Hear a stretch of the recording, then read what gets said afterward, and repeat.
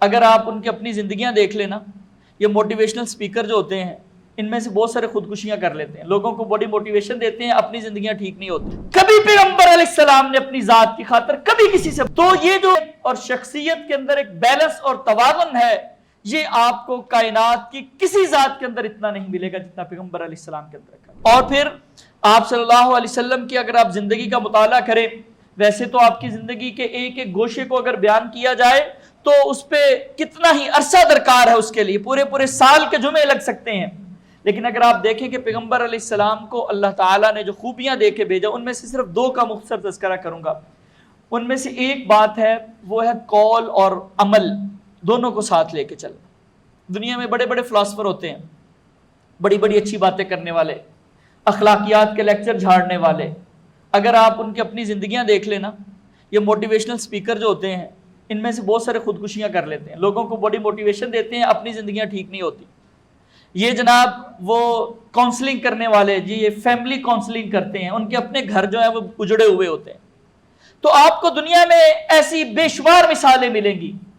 اخلاقیات کی بات کرنے والے بد اخلاق ہوتے ہیں، عمل کی بات کرنے والے، لوگوں کو موٹیویٹ کرنے والے خود جو ہے وہ ٹوٹے ہوئے اندر سے ہوتے ہیں، لوگوں کو اچھائی کا درس دینے والے خود برائی کے مرتکب ہوتے ہیں۔ لیکن ایک پیغمبر علیہ السلام کی ذات آپ کو ملے گی، جو کہا ہے وہ سب سے زیادہ کر کے بھی دکھایا ہے۔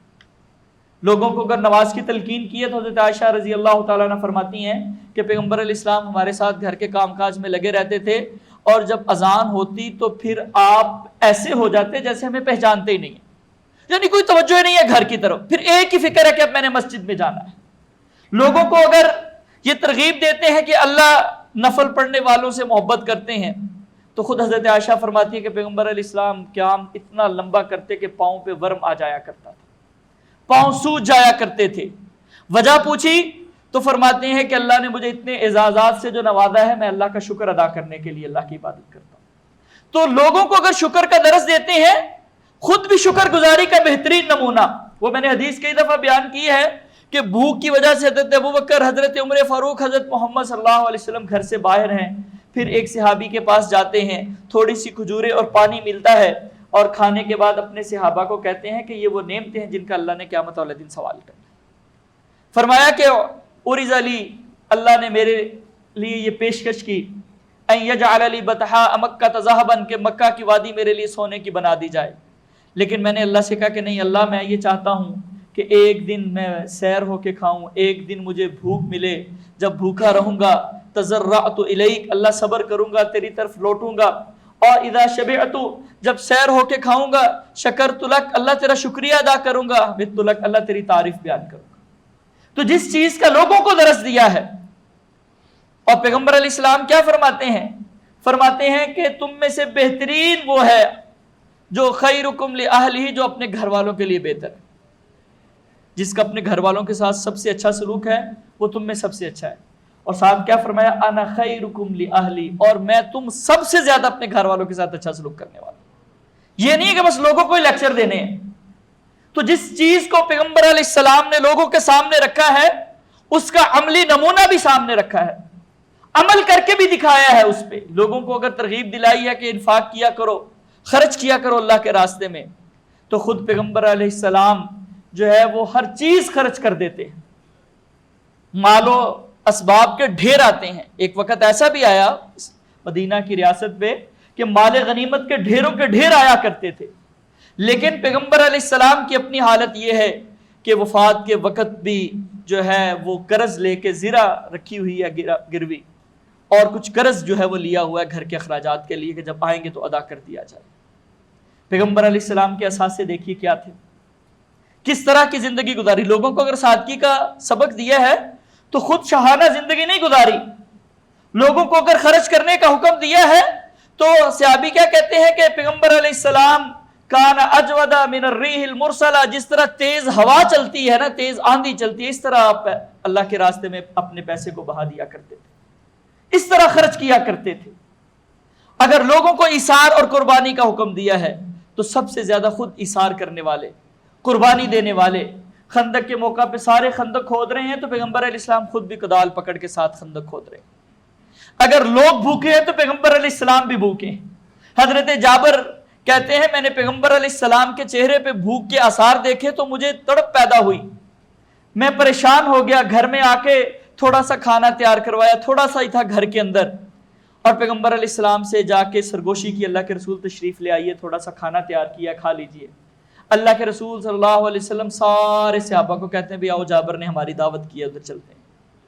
پہلے ان کو کھلاتے ہیں، پھر یہ آپ کا معجزہ تھا کہ کھانے میں آپ ڈالتے تو وہ اتنا زیادہ ہو جاتا کہ ختم ہی نہ ہوتا، سارے صحابہ کو کھلاتے ہیں پھر خود کھاتے ہیں۔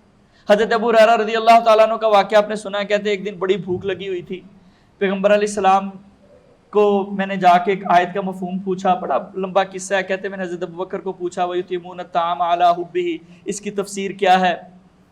تو انہوں نے بتایا اس کا مطلب ہے کھانا کھلانا چاہیے، چلے گئے۔ حضرت عمر گزرے، ان سے بھی اس طرح کسی آیت کی تفسیر پوچھی تو انہوں نے بھی تفسیر سمجھائی اور چلے گئے۔ کہتے ہیں میں پیغمبر علیہ السلام کے پاس گیا، جا کے پھر یہی مسئلہ پوچھا تو آپ فرماتے ہیں ابو ہریرہ تجھے بھوک لگی ہوئی ہے؟ یہ کوئی بات اتنی پوچھنے والی تو نہیں ہے۔ تو حضرت ابو ہریرہ کہتے ہیں ہاں جی اللہ کے رسول بھوک بہت لگی ہے۔ تو پیغمبر علیہ السلام نے کہا کہ جاؤ نا ازواج مطہرات کے گھروں میں جاؤ، پوچھ کے آؤ کچھ کھانے کے لیے ہے۔ کہتے ہیں میں ایک ایک کر کے سارے گھروں کے اندر گیا، کسی گھر میں کھانے کو کچھ نہیں۔ کہتے پھر میں پیغمبر علیہ السلام کے پاس بیٹھ گیا تو ایک شخص نا دودھ کا پیالہ لے کے آ گیا۔ اب کہتے میں خوش ہوا کہ چلو آدھا اللہ کے رسول پی لیں گے، آدھا میں پیوں گا، چلیں کچھ نہ کچھ تو گزارا ہو جائے گا۔ پیغمبر علیہ السلام کہتے ہیں کہ ابو ہریرہ یہ جو صحابہ صفہ ہے نا، یہ بیچارے بڑے بھوکے ہیں، جو ذرا ان کو بلا کے لاؤ، ان کو دودھ پلاتے ہیں۔ کہتے ہیں میرے دل میں خیال ہوا کہ یار اب میرے لیے تو کچھ نہیں بچنے والا، لیکن چونکہ پیغمبر کا حکم تھا تو اس کو بھی نہیں ٹالا جا سکتا۔ کہتے سارے صحابہ صفہ آئے، پیغمبر علیہ السلام نے کہا چلو ان کو پلانا شروع کرو، سب نے پی لیا، دودھ کا پیالہ ابھی بھی ویسے کا ویسے ہے۔ پھر آپ نے مجھے کہا پیو، میں نے پیا، پھر دوبارہ کہا پیو۔ کہتے جب بالکل کوئی گنجائش باقی نہ رہی پھر پیغمبر علیہ السلام نے خود نوش فرمایا۔ تو اگر لوگوں کو ایثار اور قربانی کا حکم دیا ہے نا تو خود کر کے دکھایا ہے کہ ایثار کیا ہوتا ہے، قربانی کیا ہوتی ہے۔ تو یہ ایک امتزاج اور جو شخصیت کے اندر توازن ہے، یہ پیغمبر علیہ السلام کو ساری کائنات سے بہترین طریقے سے اللہ رب الجلال نے عطا کیا ہوتا۔ یعنی اگر آپ کی ذات کا مسئلہ ہے تو آپ سے زیادہ نرم ہی کوئی نہیں ہے۔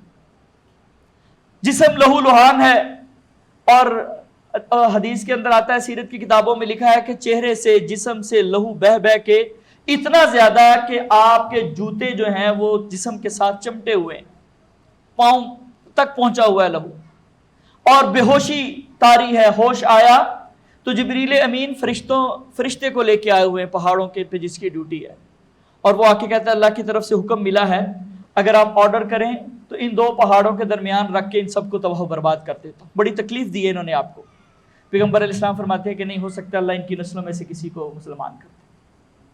لوگ تکلیفیں دیتے ہیں، گالیاں دیتے ہیں، پریشانیاں دیتے ہیں، پیغمبر علیہ السلام جب قابو پا لیتے ہیں کہتے لا تثریب علیکم، جاؤ تم کو چھوڑ دیا، کوئی باز پرس نہیں کی جائے گی۔ کبھی پیغمبر علیہ السلام نے اپنی ذات کی خاطر کبھی کسی سے بدلہ نہیں لیا، کبھی کسی کو پریشان نہیں کیا، کسی پہ سختی نہیں کی۔ سوئے ہوئے ہیں صحابہ منتشر ہیں، آ کے جناب ایک شخص تلوار لے کے کھڑا ہو جاتا ہے، بتائیں جی آج کون بچائے گا آپ کو؟ جب تلوار اس سے گرتی ہے پکڑ کے، فرماتے ہیں اب بتاؤ تمہیں کون بچائے گا، پھر اس کو معاف کر دیتے۔ تو لیکن دوسری طرف جب مسئلہ اجتماعی آتا ہے، قومی غیرت کا آتا ہے، تو پیغمبر علیہ السلام سب سے آگے میدان میں کھڑے ہوتے ہیں۔ حضرت علی رضی اللہ تعالیٰ عنہ جیسے بہادر، شجاع، کبھی، ان کی بہادری ضرب المثل ہے، ہر ایک کو پتا ہے کہ ان جیسا بہادر کوئی نہیں تھا۔